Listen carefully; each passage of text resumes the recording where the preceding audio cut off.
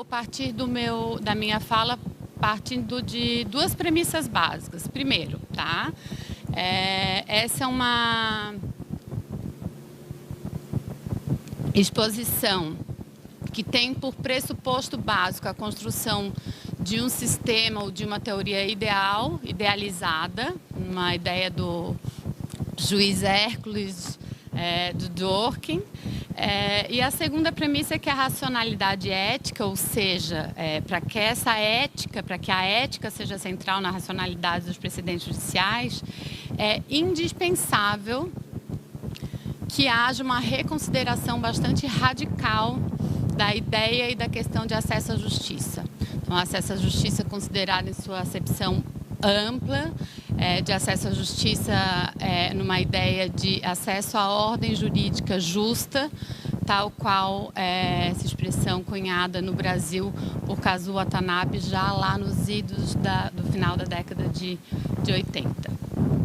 Então, é evidente, insistindo, né, o tempo exíguo não me permite resgatar os conceitos básicos, mas eu gostaria que vocês tivessem ideia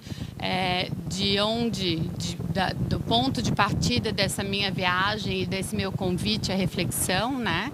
Então, eu não pretendo resgatar nem tão pouco aprofundar conceitos como ética, como racionalidade, como integridade, mas eu gostaria de deixar bem claro que eu tenho alguns referenciais teóricos para construir essa ideia, que na verdade é um pré-projeto de tese que eu pretendo desenvolver, e se o meu orientador permitir eu embarcar nessa viagem jurídica filosófica. Então, o meu primeiro referencial teórico e a ideia de ética, ela parte de ética e especificamente, ou mais particularmente de alteridade, ela parte da ideia ou do referencial em Levinas e principalmente em Henrique Dussel, a ideia de alteridade e de responsabilidade pelo outro, e do direito como integridade em Ronald Dworkin, tá?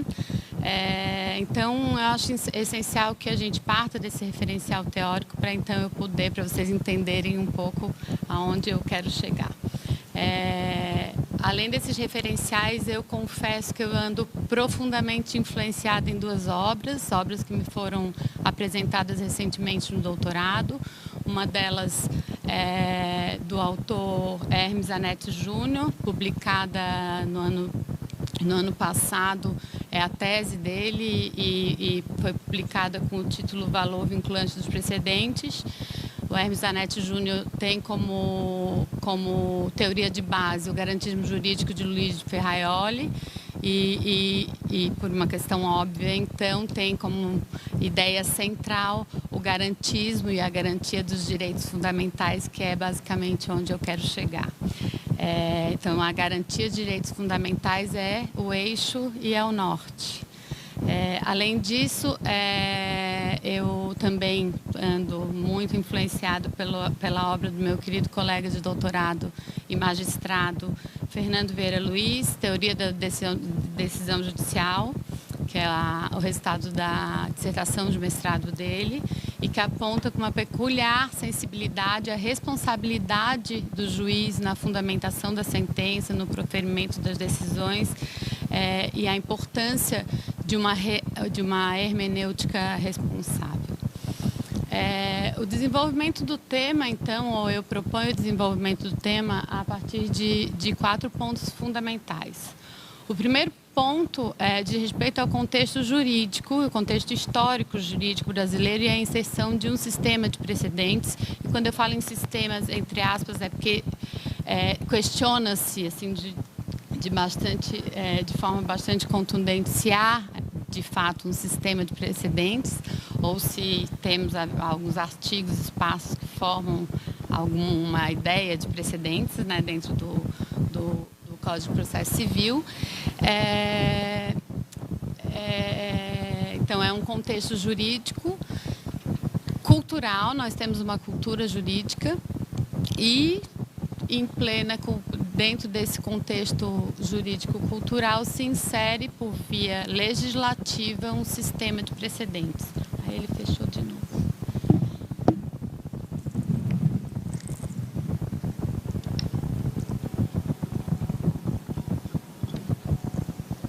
Então, o que ocorre?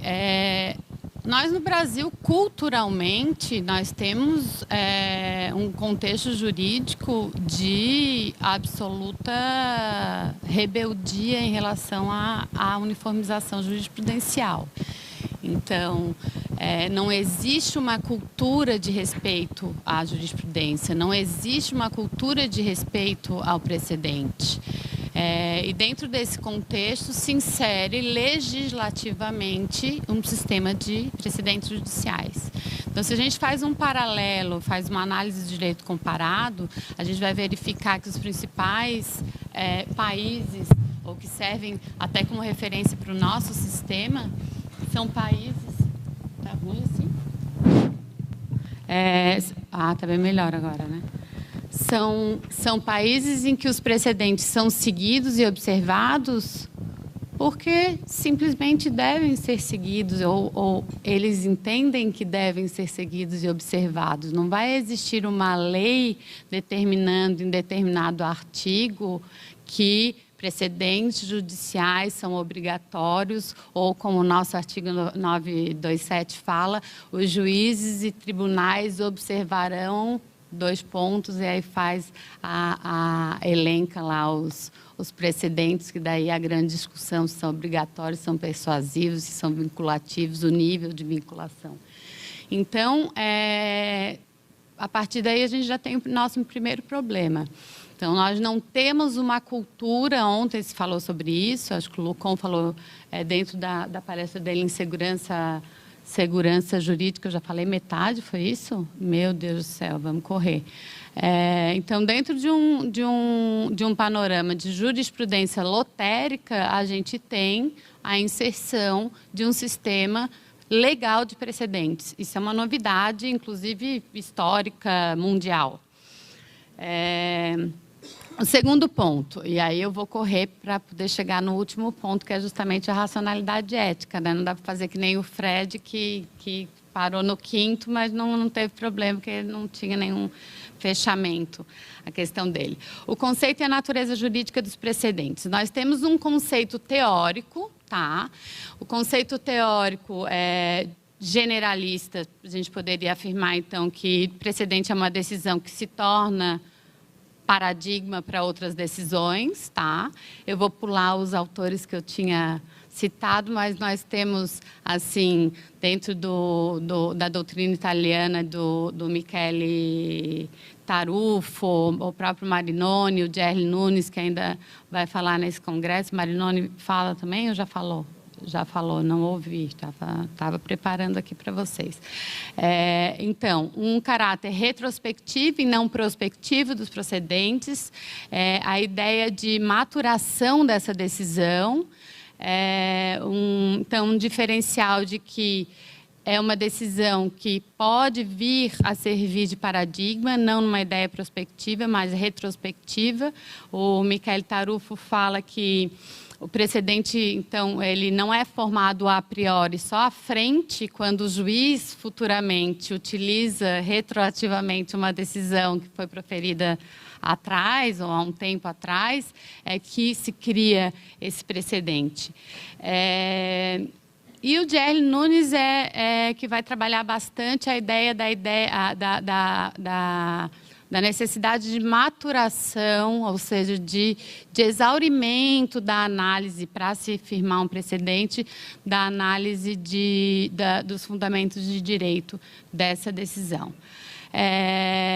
De antemão, a gente já vê que desse conceito teórico extraído da doutrina, a gente tem um pouco de divergência do conceito normativo que o nosso Código de Processo Civil traz.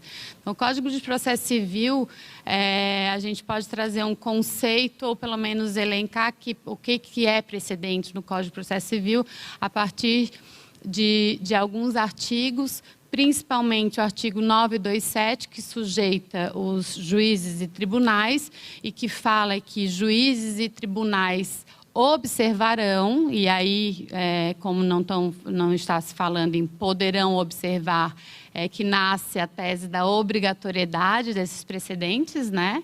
O artigo 332, que fala de sujeição à parte, porque trata das hipóteses de improcedência liminar do pedido e, portanto, é uma sujeição dos precedentes do autor, né, do advogado, então toca diretamente aos operadores, a nós advogados. Além dos artigos 988, que trata da reclamação e que, por conta da reforma, né, isso também vai ser objeto de um painel, acho que é o Jerry Nunes que vai estar falando amanhã sobre isso, por conta dessa lei de 2016, sofreu uma profunda alteração e que cria uma forma, uma espécie de escalonamento de precedentes. E também o artigo 932, que vai falar dos poderes do relator, tá? Então, assim, de forma bastante resumida, o que temos como conceito legal de precedentes, ou o que são legalmente os precedentes de acordo com o novo Código de Processo Civil, ou com o Código de Processo Civil de 2015. As decisões do STF em controle concentrado de constitucionalidade, súmula vinculante, as súmulas do STF e do STJ, os acórdãos em incidentes de assunção de competência, IRDR, o recurso extraordinário e especial repetitivos e acórdãos proferidos pelo Pleno dos Tribunais, o órgão especial. Acontece o seguinte, que só cabe reclamação, ou seja, só há possibilidade do manejo dessa espécie de recurso, dessa espécie, aí a natureza jurídica é um pouco controvertida também, mas dessa espécie de recurso per saltum, das decisões em controle de concentrado de constitucionalidade, súmula vinculante, incidente de assunção de competência e IRDR. Então, por conta desse artigo que trata o artigo 988, que trata da reclamação, é que se discute, então, um escalonamento de grau de importância ou de vinculatividade dos precedentes. Quanto à natureza jurídica, há dois pontos, então, que são discutíveis. Primeiro, se na atual sistemática nós temos precedentes como fonte do direito, e é a ideia da qual me filio, ou se eles permanecem sendo apenas reveladores do sentido da lei. Agora, a questão mais controvertida é justamente no grau de vinculação, né? Então, a gente vai falar em dever de observância ou a gente vai falar em precedentes realmente obrigatórios, né? A palestra das 2 horas estava falando sobre isso, foi o Mitidiero que falou, né? Foi isso, Juliana? Eu achei melhor não falar, não ouvir, porque assim, vai que desconstrói toda a minha palestra, ou o meu painel, a minha fala já está pronta, eu não vou correr o risco dessa desconstrução. Então, mas a questão mais polêmica é justamente isso. Nós estamos falando de um sistema que agora eu fico mais nervosa ainda, porque o doutor Pedro chega para ver se a Isabela está falando alguma bobagem, é isso? Tá certo, então eu me sinto muito honrada com a sua presença, do Douglas também. Então, tem grandes nomes nesse congresso justamente discutindo o grau de vinculatividade, ou se é vinculante, se não é, se é obrigatório, se é persuasivo. Enfim, nós temos várias teses mais recentes, inclusive, sendo lançadas no congresso. O terceiro ponto, então, e é um ponto que diz muito mais respeito, então, à racionalidade dos precedentes, é a questão da função dos precedentes judiciais, tá? O artigo 926 vai falar em dever de uniformização da jurisprudência. A base principiológica, então, extraída desse artigo 926, se baseia em três elementos básicos, que é a estabilidade, que traz a ideia de segurança jurídica, a integridade e a coerência.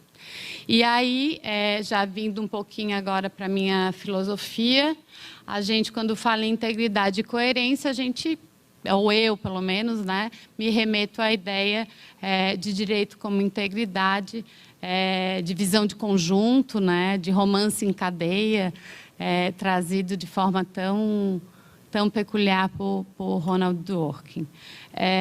E ainda, que não é extraído, então, do artigo 926, mas que, a partir de algumas leituras e da influência que a obra do Zanetti vem me trazendo a ideia de universalidade, especificamente de universalização dos direitos fundamentais, que eu faço gancho com a racionalidade ética dos precedentes. Então, afinal, e essa é a minha pergunta final, é o contexto maior da reflexão que eu quero deixar para vocês. De que racionalidade estamos falando, ou de que racionalidade desejamos em relação aos precedentes judiciais? Uma racionalidade puramente pragmática, visando acalmar o caos ocasionado pela crescente demanda e a proliferação de demandas judiciais, inserido num contexto também de má gestão do Poder Judiciário, né? Uma racionalidade econômica. Você me prometeu uma foto bem feita, eu palestrando, você já... Então, tá. Já viu, eu solto o cabelo assim, desse jeito? Eu ontem falava para ele, não tem uma foto decente com o microfone na mão. Daí ele disse que ele me prometeu. Então, uma racionalidade pragmática, uma racionalidade econômica ou... E aqui fica a minha proposta de reflexão. Uma proposta de uma construção de uma teoria de precedentes baseada em uma racionalidade ética pautada na universalização dos direitos fundamentais. É nessa perspectiva que o sistema de precedentes teria por função central impor a garantia de respeito aos preceitos constitucionais e limitar o grau de discricionariedade judicial. O respeito aos precedentes insere-se, então, na concepção de visão de conjunto proposta por Dworkin, na qual toda decisão deve considerar aspectos históricos, de equidade e justiça, além de prestigiar uma hermenêutica séria, consistente e não casuística.